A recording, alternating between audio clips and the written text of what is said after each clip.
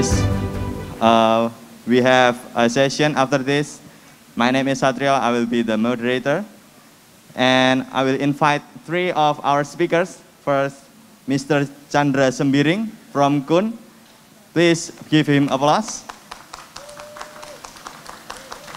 And then the second one from Muhammadiyah Disaster Management Center, Mr. Ahmad Mutakin Alim. He is an anesthesiologist. Please welcome. And the last one, Mr. Gede Yulian Yogadita. He is a pharmacist, a researcher from Center for Health Policy and Management. Please welcome.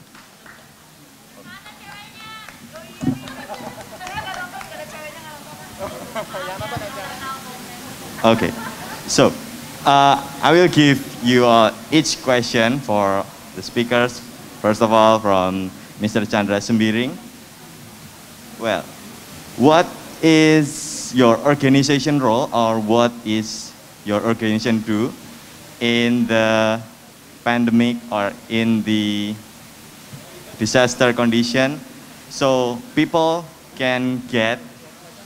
who are affected can get the health services, because we are talking about strengthening the health facility and health services in disaster and pandemic situation. So the question is about COVID or about emergency response? Emergency response. Emergency response. Okay. KUN Humanity System, we are a non-profit organization based in Bandung. We are focused on emergency response and volunteer pool. How to react rapidly, and the goal is how to life-saving, how to decrease the morbidity, especially after the disaster, and we always try to reach the location area maybe in 24 or 48 hours before, and then we are conscious of medical doctor, psychological, and then logistical, and our focus is medical and psychosocial response. Yeah. Well, I heard that your volunteers can get into the the remote area while no other volunteers can get there. Can you please tell us what you guys doing? Yeah, this is a big challenge. From what we are talking, what we are discussing in GPDRR, how to how to make more local in our response, in our program. So that's our challenges also, because sometimes in remote area, disaster in remote area, or in islands or archipelago area. So we need to make a volunteer pool or volunteer base. So right now we have 8 volunteer pool in different area, in Sulawesi, in Kalimantan, in Borneo, in Lombok, in Java and Sumatra, and we try to train them how to make assessment, and then how to coordinate, how to make supply chain, and prepare the response from our side. Response from your side, okay. Well, that's interesting. Do you have, maybe you can tell us the last experience in disaster, maybe in Palu or in Lombok, about your organization, what your volunteers do, like that? So our last response is COVID-19 response. So we respond in most of the area. So the government established the COVID-19 Satgas COVID-19 desa, yeah, task force, yeah, village task force. So we try to train the village task force COVID, how to make program in the level area. And then the last is mental health for health worker in COVID-19 pandemic in Jawa Barat Hospital. mental health for health worker. Okay, thank you very much. So let's go to the second speaker. He is Mr. Ahmad Mutakin Alim. He is an anesthesiologist and he is a head in the emergency unit of PKU Muhammadiyah Bantul. He is also in part of education and training division in MDMC, and he is now a lecturer of about disaster medicine and faculty of medicine Universitas Ahmad Dahlan. Please, Dr. Alim, the time is yours. Ini langsung slide-nya nggak apa-apa, Mas? Good morning, everybody. I have a confusing to use bahasa Indonesia or bahasa Inggris because the committee asked me to talk in bahasa Indonesia, after that in English, after that in bahasa Indonesia again. So my slide is mixed between bahasa Indonesia and bahasa Inggris. That may be confusing. I have not. It will be okay. Let's talk about the hospital as the danger area, as the weak institution. Why weak? Because it's very high risk institution. But we have to make it resilient. Slide. But for now, let me to tribute this slide to Pak Yuri. Pak Yuri is former of the head of the crisis center and the top person of the COVID-19 government. Slide. I will part my presentation to three parts. The first of all, I have to introduce the Muhammadiyah and what Muhammadiyah did before the pandemic, during the pandemic, and after the pandemic. Muhammadiyah is Indonesian NGO that has 400 and something hospital and clinics in Indonesia. It's a huge number, and we have to think how to save the hospital. So we start from since 2008, we developed the programs with other NGOs, other government, such as Australian government, WHO, and the other. We make a hospital community preparedness for disaster, hospital preparedness emergency program, and etc. etc. Slide. So in this program, we have a standard of what is safe hospital adopted from WHO standard. What is safe hospital?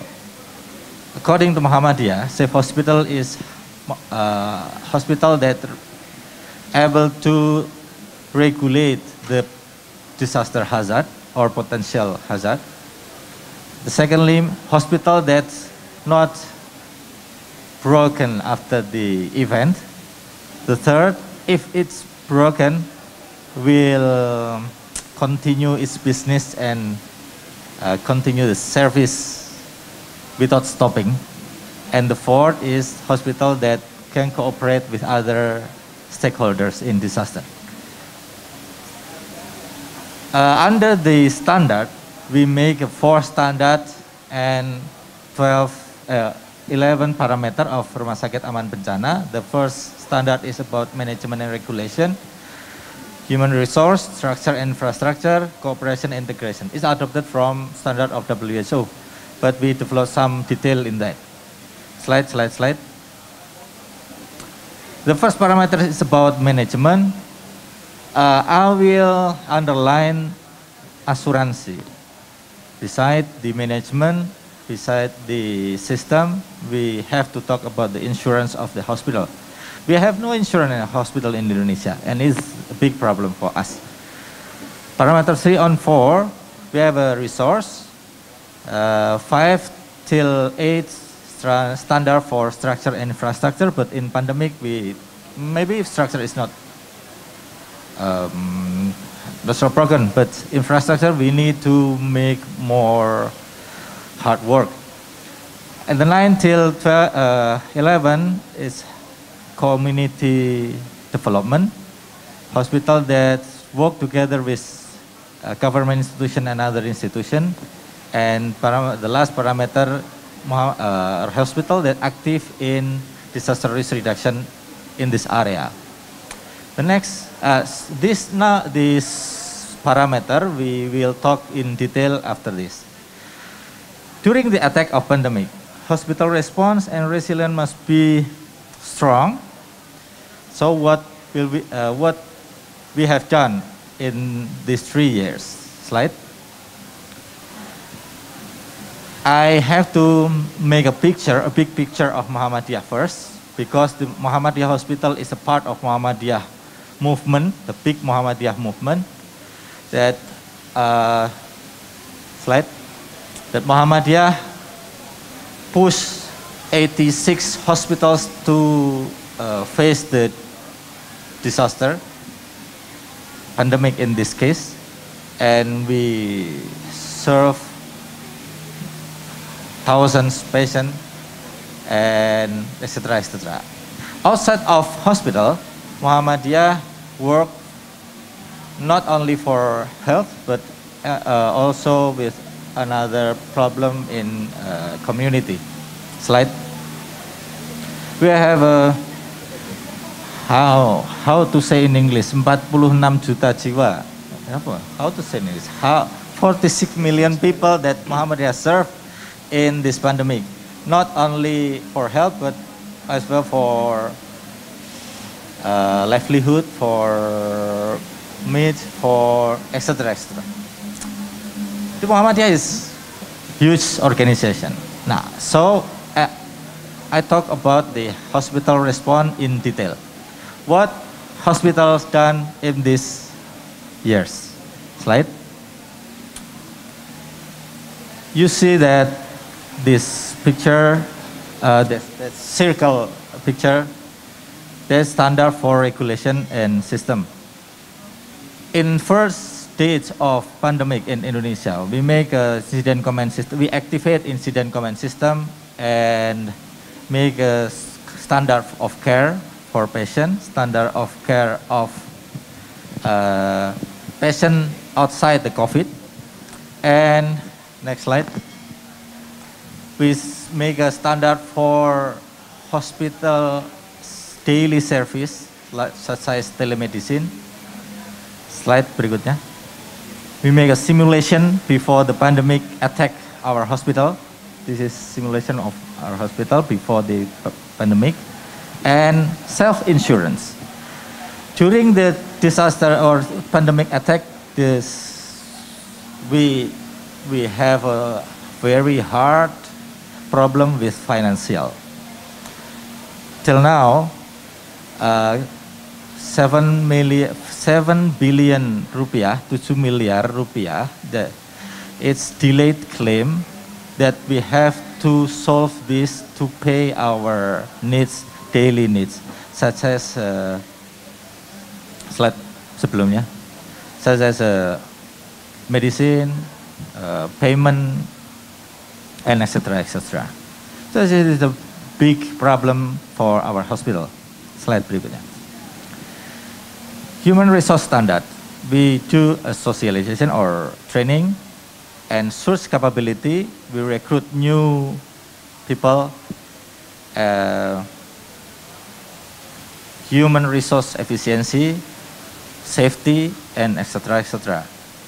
Slide. Infrastructure is most attacked in this case because we have to make surge capacity. We enlarge emergency department 4 times. We have a 5 bed before the pandemic and now 20 bed during the pandemic. It's very huge and very expensive investment. We make isolation room. It's about 2 billion rupiah to build during the pandemic. We make a ICU for COVID because we cannot mix the non-COVID patient and COVID patient, and etc. etc. Slide. Slide. Yeah. Improvisation. We not prepared well for pandemic. So we have to do more improvisation daily.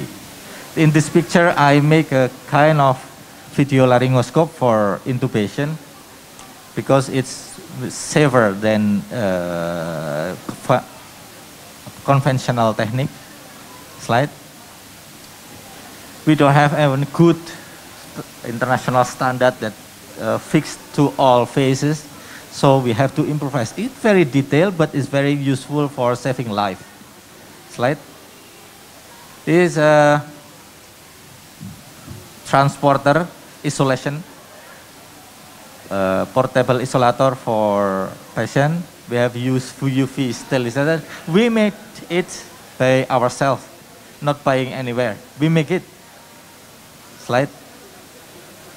It's a kind of air section for intubation, make it safer. So many improvisation.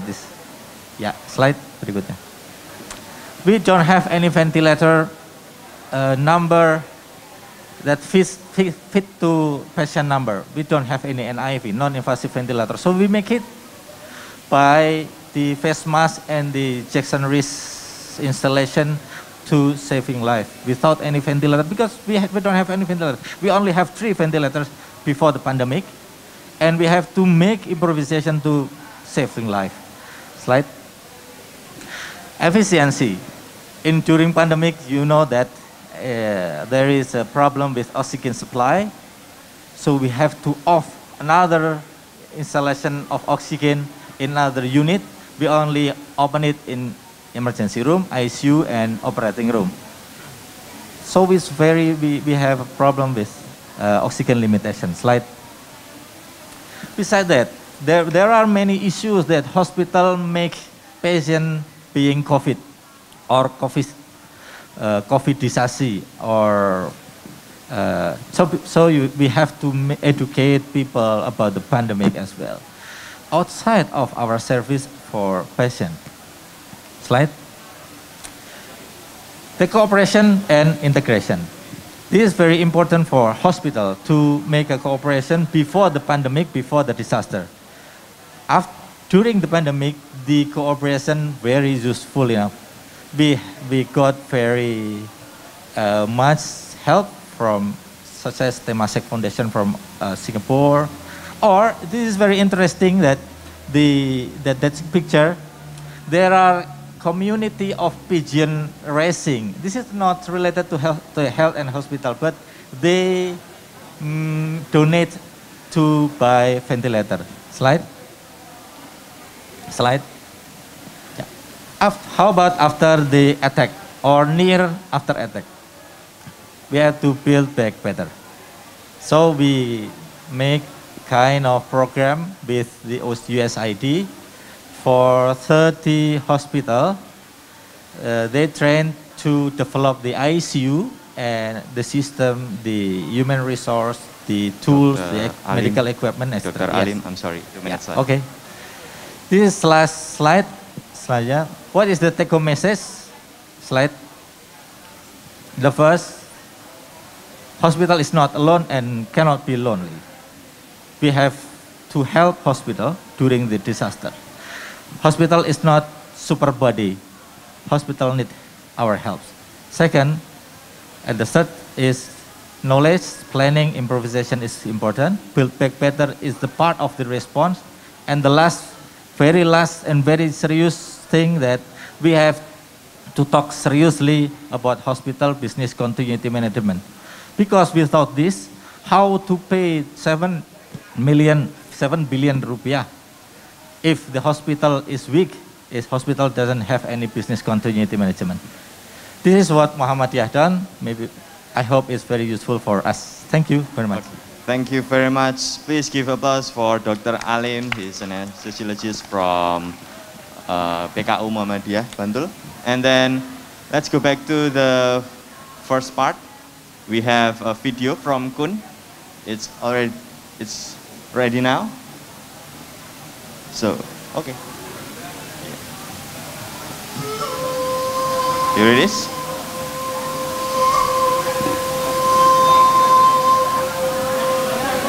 Please enjoy the video.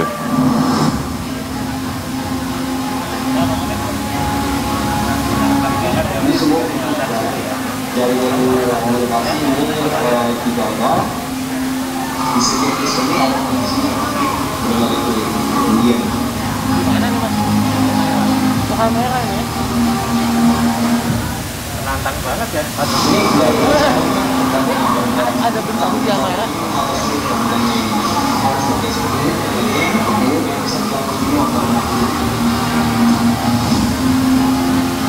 Itu pakai nanti kalau kita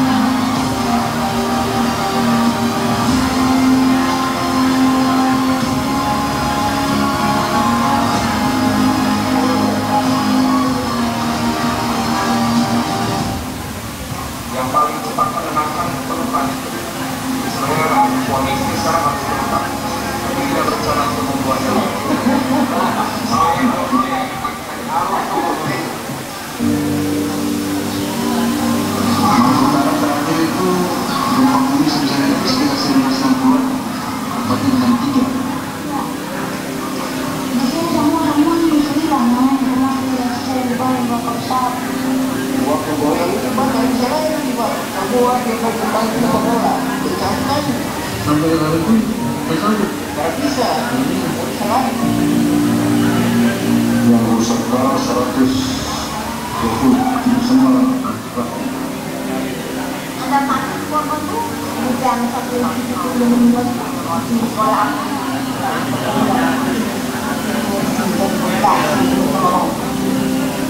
ya perkembangan yang lain cari sekolah itu bukan lain masih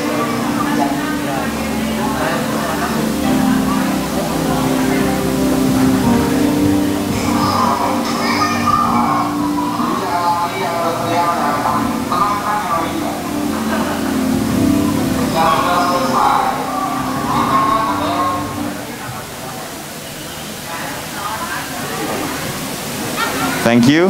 So we are talking about the strengthening in health facility and health services in disaster and pandemic situation. Dr. Chandra Sembiring showed how their friends from Kun become a first responder in some disaster, and then Dr. Alim showed about how the hospital became a health facility which needs resilient and overcome the surge capacity.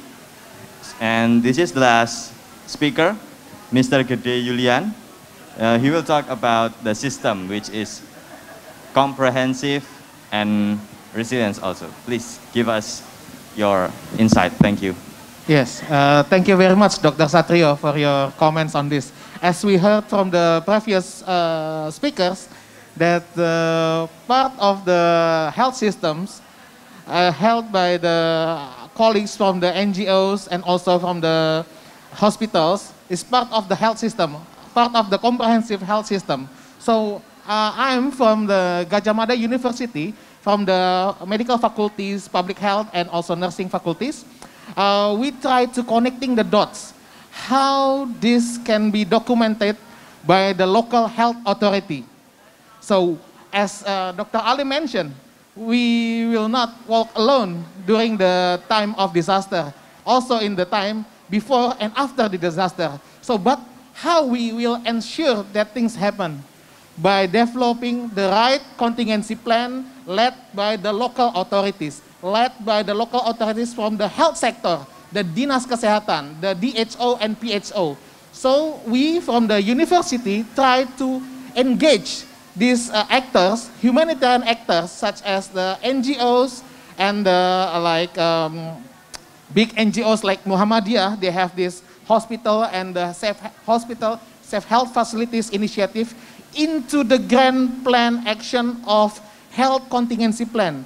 Afterwards, this health contingency plan within in province or district level will connect with the BPBD contingency plan, and it will connect with the national health contingency plan and also connect again with the national disaster management agency contingency plan.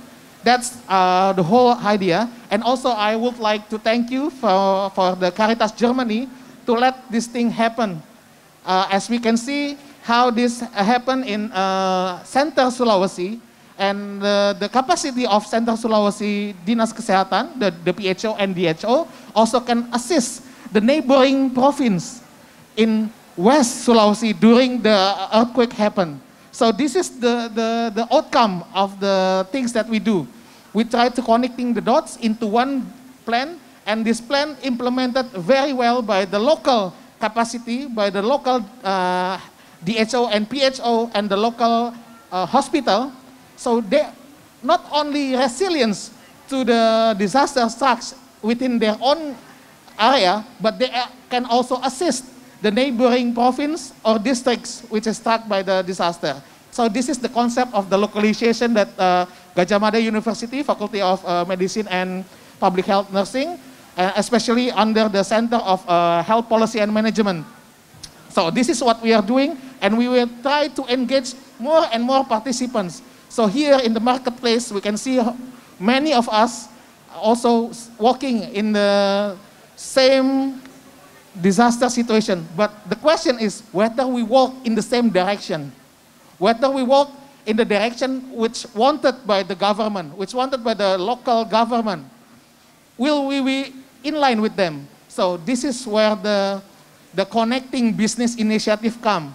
We try to connecting the dots with the government strategy, with the local government strategy, with the local government plan. So they know who to coordinate, where to coordinate, and how to coordinate. This is our big challenge in the future, but together we can, and we will ensure the government, the national government, and also local government have the same understanding with us, with the same understanding with the local humanitarian actor and also international donor. That's the important thing. I think that's from my side, Dr. Satrio. Thank you.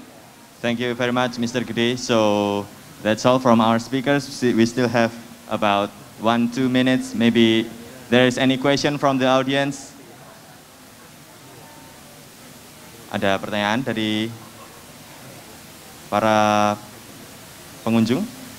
So if I don't think there will be a question. So if you can see in my in the behind screen, this is we will try to facilitate the development of the health contingency plan into the TTX, the tabletop exercise. So as mentioned by Dr. Alim, they have difficulty to have a claim 7 billion rupiah. This is part of the TTX.